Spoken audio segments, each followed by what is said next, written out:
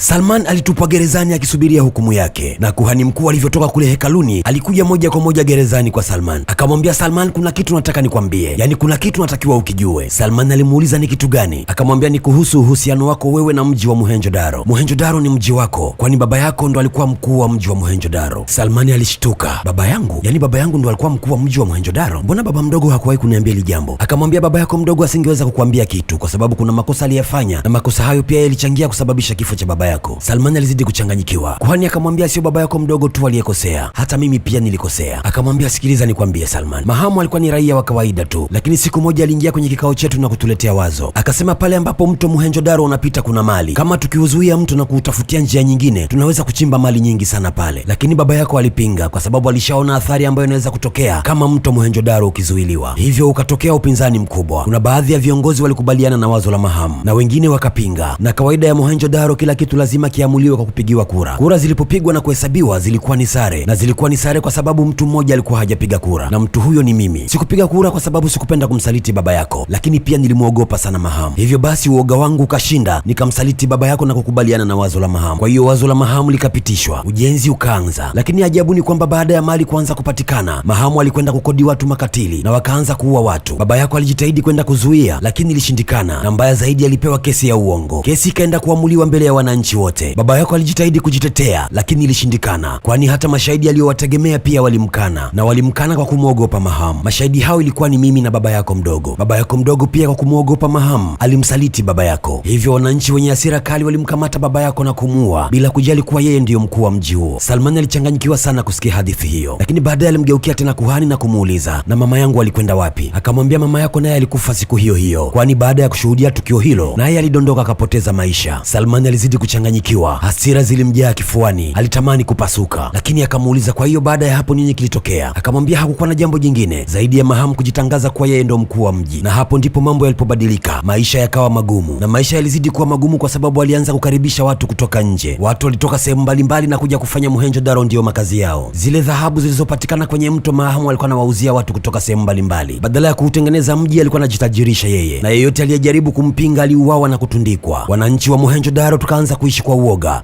wa kumwogopa Mahamu. Hivyo ndivyo ilivyokuwa Salman. Naomba unisamehe sana kwa sababu mimi ni mmoja wa watu waliosababisha kifo cha baba yako. Salman hakusema chochote, lakini sasa ni kwamba kuna kitu alikielewa. Alikuwa anajiuliza siku zote ana uhusiano gani na mji wa Mohenjo-Daro. Sasa ameanza kuelewa sababu. Kuhani akamwambia, ninaamini ujio wako Mohenjo-Daro una sababu. Naamini kuna kitu Madhasindu alikuwa anakuonyesha kwenye ndoto zako, lakini siamini kama kesho utakuwa salama. Ukiingia kwenye ukumbi wa mapambano, sidhani kama utatoka salama. Yule mzee aliyesafiri na Salman kwenda Mohenjo-Daro alirudi kijijini na alimpelekea taarifa baba yake mdogo Salman kuwa Salman amekamatwa na leo ndo siku yake ya kuhukumiwa. Baba yake mdogo na mama yake mdogo walichanganyikiwa. Kumbe ndio maana walikuwa hawataki kumruhusu Salman aende Mohenjo-Daro. Na siku ya hukumu ya Salman ilitimia. Watu walijazana ukumbini, na katika watu hao walikuwepo mdogo wake Salman na Junu, kijakazi wa Chani, na viongozi mbalimbali walihudhuria akiwemo kuhani mkuu na binti yake Chani. Na muda ulipofika, Salman aliletwa akiwa amezungukwa na askari. Alipoingia ndani, aliletewa silaha nyingi achagua atakayoitumia, na baada ya kuchagua silaha, macho yake yakagongana na macho ya Chani. Walitazamana kwa muda, ni kama Salman alikuwa anamwambia usiogope, nitatoka salama. Mpaka hapo Salman alikuwa hajajua atapambana na nani. Ndipo mageti yakaenda kufunguliwa, likatokea jitu la kwanza limeshikilia panga kubwa, yaani lilikuwa ni jitu kweli kweli. Lakini ajabu ni kwamba Salmani hata hakuogopa, zaidi alijiweka tayari kwa mapambano. Na akiwa anajiandaa kupambana, ghafla geti jingine likafunguliwa, likatokea jitu jingine kubwa kama hilo la mwanzo. Salman alipolitazama kwanza alimeza mate, akajua hapa sasa nimekwisha. Mahamu akamwambia mgeni wake, unawaona hawa ndo Bakar Zokar. Yule pale ni Bakar, huyu hapa ni Zokar. Mtu yoyote akikutana nao lazima wammalize. Salman alijiweka tayari kwa mapambano, lakini ni kama alikuwa anacheza tu, kwani mijitu ilikuwa na nguvu balaa. Yaani ile anaanza tu akanyang'anywa silaha ikatupwa kule. Kila akipiga ngumi ni kama alikuwa anapiga ukuta, na hapo akaanza kuchezea kipigo. Alikuwa anarushwa kama mpira, akashikwa kwenye kichwa akanyanyuliwa kama kakuku. Chani akajua basi ndo mwisho wa Salman. Mara Lijamali kaongea, Kanishka. Mgeni wa Mahamu akauliza, Kanishka? Kanishka ndo nini? Mahamu, Bakar Zokar wanakula watu. Hapo anamwambia tumle. Basi jitu jingine likachukua panga kwa ajili ya kukatakata nyama. Salmani akaanza kurudi nyuma akijua anakwisha. Basi usikose kufuatilia episodi itakayofuata ili ujue nini kitaendelea. Lakini pia kumbuka kusubscribe ili kila episodi nitakayoiweka ikufikie kwa wakati. Ciao.